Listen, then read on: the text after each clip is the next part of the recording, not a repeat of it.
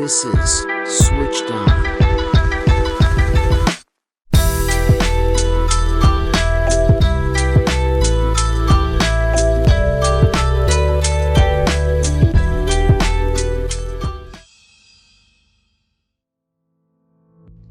Hello and welcome back to the Switched On podcast. This is your host, Akshay Koti Bhaskar, and for those of you who are new, this podcast is dedicated to those who find themselves struggling with the ominous task of choosing a career. Regardless of whether you're one of those people or not, and if you would like to ease the process of figuring out what career is truly right for you, or simply gain a more knowledgeable and informed perspective, look no further. Every session will present a different job from a different sector, and explore exactly what each job entails, as well as the required interests to work in the field. Today we have a very special guest, coming from the National University Hospital of Singapore, which is a major hospital based in, you guessed it, Singapore, with work stemming in healthcare.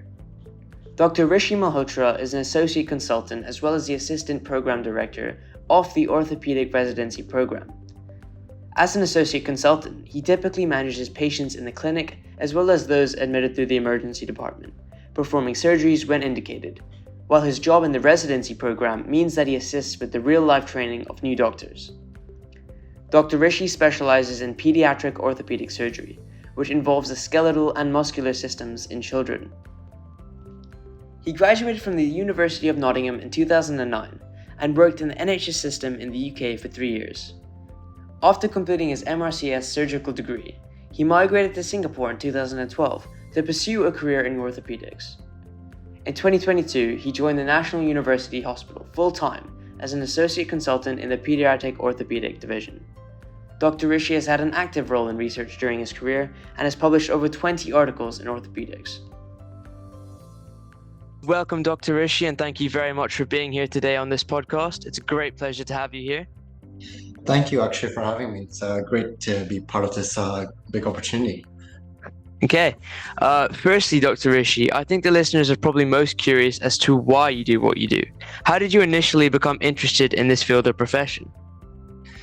As you mentioned, I'm a pediatric orthopedic surgeon, and I guess I have to break that down to three aspects. Why did I become a doctor? Why did I go into orthopedics, which is the surgery on bones, essentially, and then why did I subspecialize in pediatric orthopedics? So I think I should mention first that my father is an orthopedic surgeon, and just as many others do, I saw my father as a role model, and that probably laid down the foundation of my choices. Sure, yeah. But that being said, I was just stronger in science subjects growing up. I had this innate nature of wanting to help others in a direct manner. So becoming a doctor sort of ticked those boxes for me. That's why I became a doctor in the first place. So at first I had no clue what I wanted to do when I was thinking about becoming a doctor, what field I would go into. But when I started medical school, I feel like I enjoyed my surgical attachments more than the medical ones. But I also enjoyed emergency medicine, which is the doctors who run the emergency department and see patients quite acutely when they're quite sick. So that's quite a stressful environment, and I like the hustle and bustle of that experience. Sure. So I was toiling between those two, essentially. But I think eventually it was the satisfaction of sort of fixing the human body with my own hands, rather than just prescribing medicines. So that feeling was far superior. It was definitely surgery for me. And I was always kind of keen in sports, and I was drawn to orthopedics because it's all about fixing the muscular skeletal system and getting people back to having an able body. And lastly, the conditions that children have in orthopedics are quite unique. They're different from adult conditions, and I found it quite interesting. And I actually enjoy working with children as patients. So all those pieces came together during my training, and so now this is what I do. If you play so many sports, have you ever had to treat yourself at home? Not in any severe way. I mean, I haven't broken a bone. I haven't had any bad sprains. But we all have the usual niggle after a fall here and there. But yeah, I do what any common sense would suggest. Just rest it, ice it, take some Right, yeah. painkillers, and usually you get better after a few days. So nothing specific and serious. Okay. Could you provide a brief overview of the role you play within the hospital that you work in, and what are the main responsibilities and tasks you handle on a daily basis? Yeah, so that's quite variable. A normal day would be something like getting in for 7:30 or 8 in the morning, seeing the patients on the ward rounds, which is basically the patients that are admitted to the hospital under your care, and just making sure everything is going well for them. If they need any treatment, then organizing that. Then I would probably go to a clinic, and a clinic is basically an outpatient setting where patients are usually referred by somebody like a general practitioner with some sort of ailment, and you would just kind of diagnose your condition and advise the right kind of treatment. And that can range from something like a child seeing me for an ankle sprain or a fracture, or they're walking abnormally because one leg is longer than the other. So sometimes they just need simple treatment like a cast. Sometimes they need a bit of medication, and sometimes they need to be booked in for a surgery to treat their condition. And if I book them in for a surgery, of course, on those days that I have surgery, I'll be performing surgeries that are planned. But there's also the emergencies. So patients might come in with a bad infection or a serious fracture that needs to be treated, within a few days. So they get admitted to the hospital, and I have to find time to do those kind of operations as well. So that's the stuff that I might do on a day-to-day basis, but they're also the unpredictable things. So for example, I can be on call, which means that if there's something serious, I'm at home, they can call me and I would have to come back into the hospital and sort it out. Sometimes that means I'm called away from someone's birthday party, or I'm woken up in the middle of the night and I just got to get out of bed and go and do the job, right? But I mean, that's the career that I've chosen, and I know that's coming. So that's a lot of the medical stuff. But I mean, I have to say there are also several occasions where you're just doing things like lectures for students, or you're working on research projects, or pretty boring tasks like filling up insurance forms. So it's not just always face-to-face interaction with patients. Sounds like you're pretty busy on the day. It can be, but there are also some light days as well. Right. Could you tell us a bit about yourself, such as your interests, skills, and what do you like to do outside of work? I used to be very sporty, as I mentioned before, and my favorite sport was cricket, and that was the one sport that I actually carried on through university, and even when I started working, I was very fond of playing cricket. But of course, work got busier, and I've started a family, and so there's less time for cricket, which is a pretty long game. But I also play guitar when I can find the time. I enjoy that as a form of relaxation for me. But nowadays, a lot of time can sort of pass me by just trying to keep the kids entertained, but of course I enjoy that. As much as it might have made it sound that a doctor's life can be unpredictable, you do get to choose times that you can have breaks. You get your leave, and it's protected leave. And of course, when I do take leave from work, my family enjoys traveling as well. So those are kind of things that I do outside of work. Yeah, well, it's good to hear that you do get some time off. I heard that you spend a lot of time teaching and imparting knowledge onto younger medical students and junior doctors, and that you hope to inspire the next generation of surgeons. Why do you think that this is so important? Because I think during my training, I was definitely learning best from certain personalities who were very inspiring, and these were the kind of people who found the right balance in looking after their patients while looking after their trainees. And by looking after trainees, that kind of means mentoring them, teaching them the skills they need. And so I felt that having a good mentor is very important, especially in the difficult training period of your life. So now I'm in that position as a more senior doctor where I can be a mentor. So I hope to do a good job of that and inspire my students to become good doctors and carry on the good work for future generations. Yeah, it probably feels pretty rewarding to have that experience. Yes. Yeah. Could you share any specific projects or assignments you've worked on recently that highlight the nature of your job? I'm not doing a lot of projects now, but one of the things that my team has worked on recently is educational material that we use for patients. So I think it's very important that patients who come in to see you understand their conditions and understand the treatment. And when you're speaking to them for about 10 minutes or 15 minutes during the consultation, there's only so much that they can really grasp and kind of remember when they get back home. And I find that the more complex it is, the harder it is. And sometimes patients can't make a good decision on it. So one of the things we've done is we've created educational videos, and we've created these kind of patient information leaflets. They can try and scan a QR code to get more information on the condition. And I think that will really help patients understand the treatment plan and feel like more that they're more part of the decision making, and that's important in medicine. And so I'm glad that we're doing something to tackle that issue. Sure. What are the biggest challenges you face in your role, and how do you usually overcome them? Yeah, that's quite a tough question. I think especially the 6 years of training, where you're really dedicating yourself to work. That's a residency program, so there's a lot of pressure, right? You have to work, you have to study, you have to pass exams, doing those 24-hour shifts, sometimes once a week or once in 10 days. That takes a lot out of you. So it's hard to have that work-life balance. Of course, everyone needs to have a means to get that balance and find time for themselves.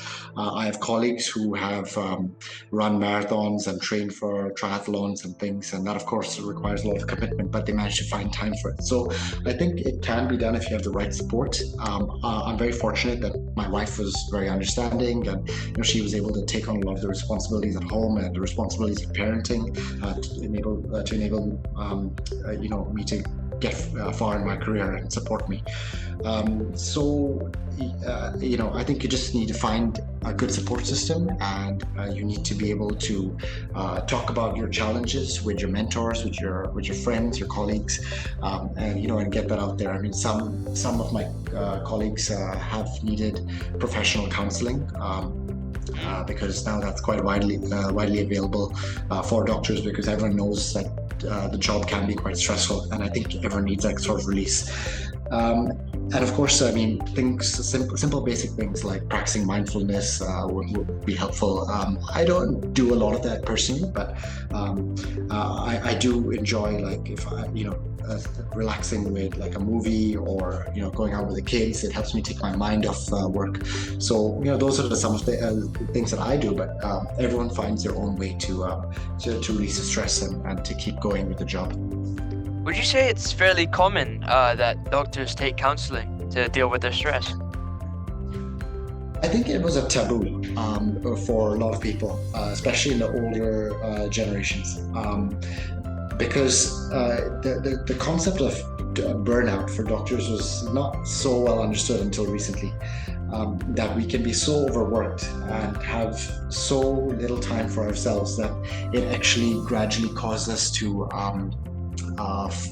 fall out of love with the job and even risk going into depression. And it's well known that certain specialties of medicine are prone to a lot of stress and burnout. So I think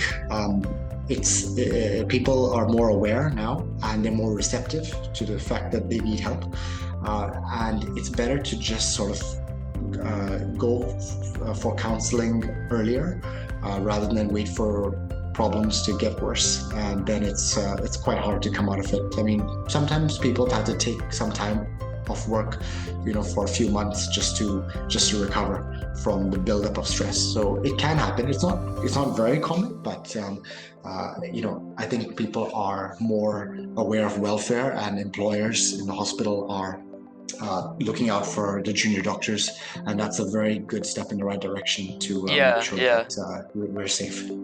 Yeah, that's a very good step in the right direction.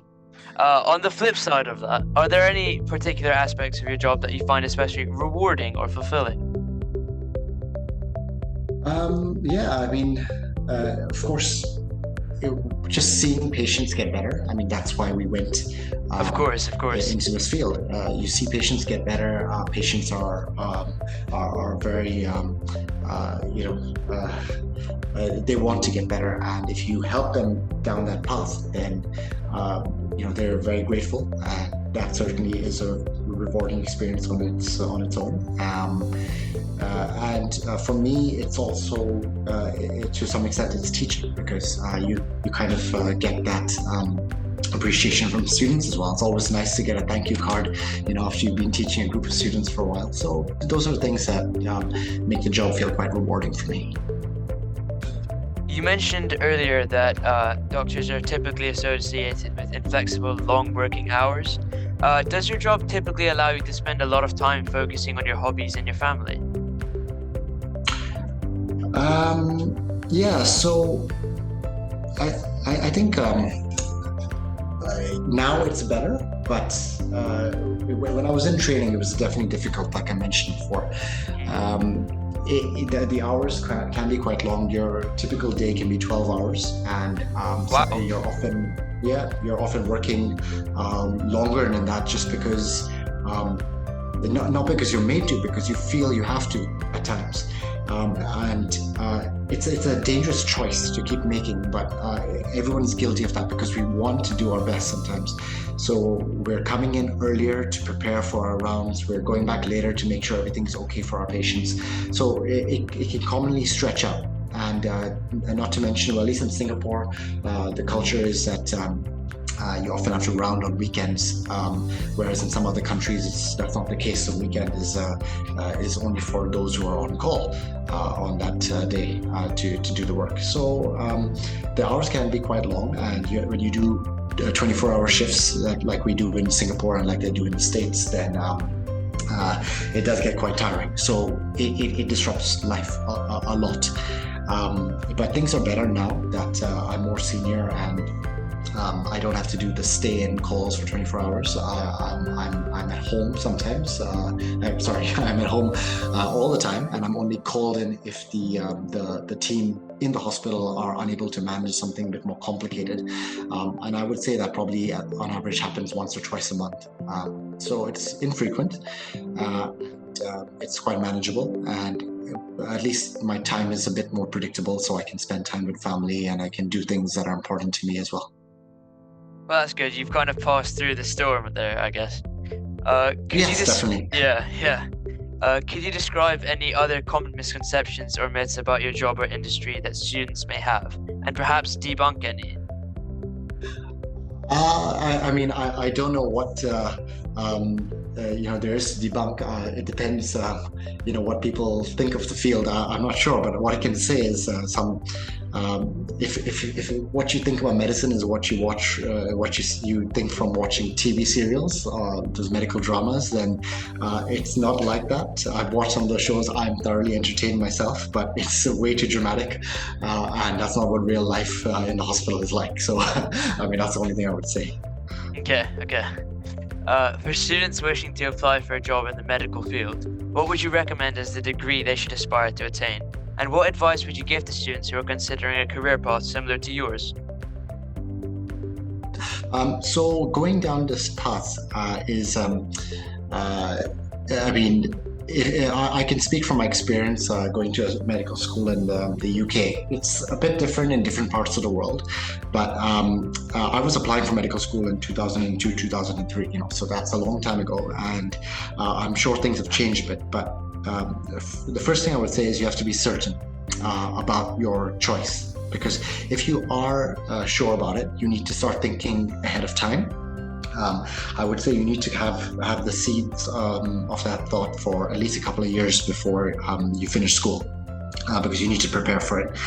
The application process is kind of it goes into what subjects you have to study, what grades you have to get, and what the application actually is like. So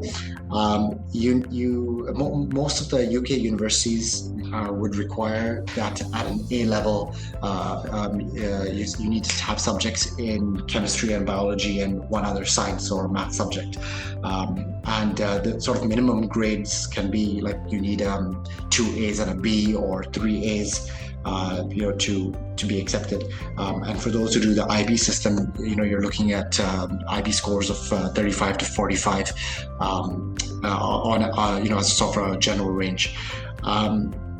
So that's just the basics to be accepted, and then of course you need to that's accepted for an interview, and then when you get an interview, they will ask you a lot of questions about yourself, about why you want to be a doctor.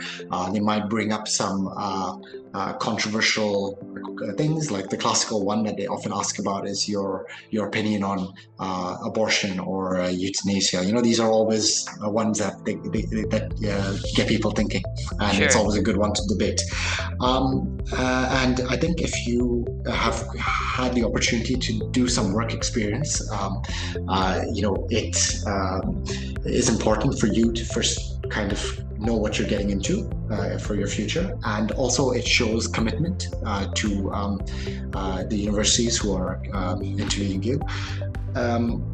And nowadays, there are a lot of places that I didn't have any entrance exams to do when I was applying, but I think it's quite common now to do exams.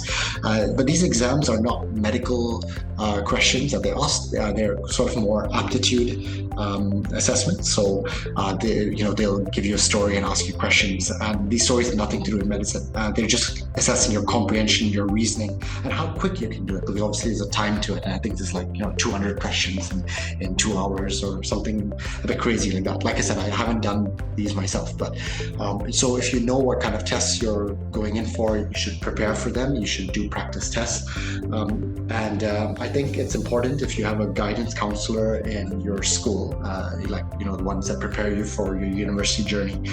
You need to discuss with them, let them know early so they can kind of help you through the whole application process. What medical schools are looking for, what kind of doctors we're looking for are basically well-rounded individuals. We're not looking for academic people. Not purely academic. Of course, they have to be smart, but one should be worldly. One should be well-read on current affairs, and they should have interests and skills which help to demonstrate their ability to have teamwork and leadership and passion. And so that's what people are looking for. So it's not just all about being book smart. Sounds like there's a lot of work involved in there. Mm-hmm. Do you have any personal advice as to what skills or qualifications are necessary to succeed in your position?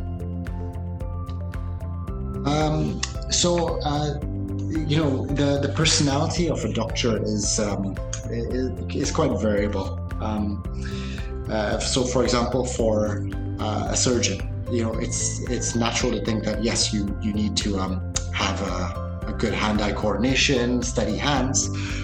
For someone who is probably going to do psychiatry, you need to have a lot of patience, a lot of compassion, to be able to take your time with patients to discuss pretty complex, deep issues. And if you're sort of in the medical field, like general medical or emergency department practitioner, you might have to be able to multitask, deal with stressful situations. So a whole set of skills might be required, and depending on the exact role you have. But I think overall, you definitely need to have empathy. Okay, you need to have the ability to just understand what your patient feels, and that will drive you to do the best for them, because that's what's most important. And you need to be hardworking, because all through medical school, all through your residency, you need to put in the hours necessary to gain all that knowledge. It doesn't matter how good a memory you have. A lot of this is about practice. So those are fundamental things, and apart from the other things I mentioned. Yeah. Would you say that emotional intelligence is just as important as general intelligence, or is there a different imbalance there? Absolutely. I mean, there's so many times as a doctor that you have to be aware of the situation around you and be able to respond in a compassionate manner. I mean, we have difficult conversations with our patients, about the care of their loved one who might die, or something that's gone wrong in a surgery, and how you have to break that kind of bad news. These are always difficult situations, and we do sort of get training to help us manage these difficult situations. But of course, innately, I think everyone must have a certain level of EQ dealing with this, because when you don't manage the situation delicately enough, it can cause a lot of disappointment with the patients, with the families, and it affects the whole trust that patients have in the medical system after that. Right. Do you recommend the medical industry to students? And in the future, do you think it is a market that will grow or decline?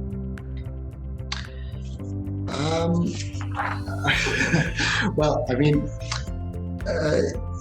try not to let personal bias affect it.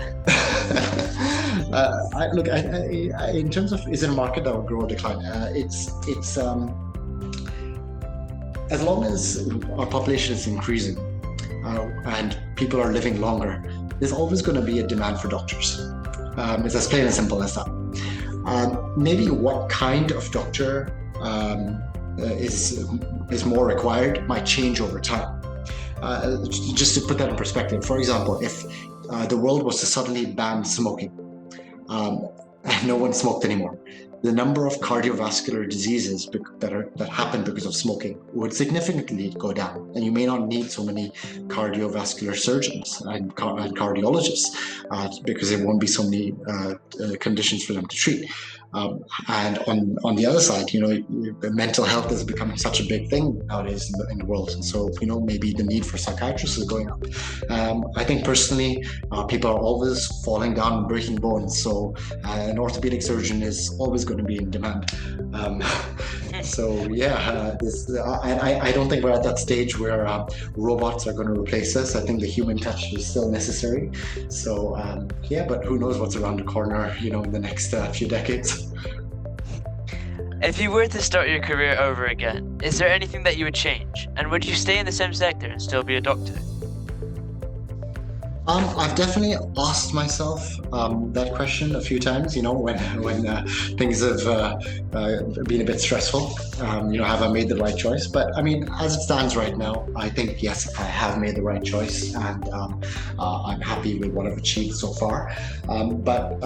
Just to humor you, if I did have to choose another field, I think I would have enjoyed teaching, and in particular, I would say a realistic dream job would have been being a PE teacher in a school, just nurturing kids, making them better at their sports. And I guess that's kind of in line with what I do now, right?